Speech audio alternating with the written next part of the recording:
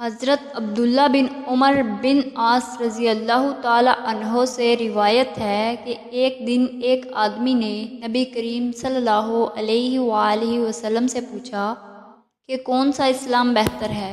فرمایا کہ تم کھانا کھلاؤ اور جس کو پہچانتے ہو اس کو بھی اور جس کو نہیں پہچانتے اس کو بھی، الغرض سب کو سلام کرو۔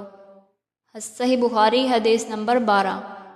حضرت انس رضی اللہ تعالی عنہ سے روایت ہے کہ نبی کریم صلی اللہ علیہ وآلہ وسلم نے فرمایا، تم میں سے کوئی شخص ایماندار نہ ہوگا جب تک اس کے والد اور اس کی اولاد اور تمام لوگوں سے زیادہ اس کے دل میں میری محبت نہ ہو جائے۔ صحیح بخاری حدیث نمبر 15۔ حضرت ابو ہریرہ رضی اللہ تعالی عنہ سے روایت ہے، انہوں نے نقل فرمایا نبی کریم صلی اللہ علیہ وآلہ وسلم سے، آپ صلی اللہ علیہ وآلہ وسلم نے فرمایا کہ ایمان کی 60 سے کچھ اوپر شاخیں ہیں اور حیا بھی ایمان کی ایک شاخ ہے۔ صحیح بخاری حدیث نمبر 9۔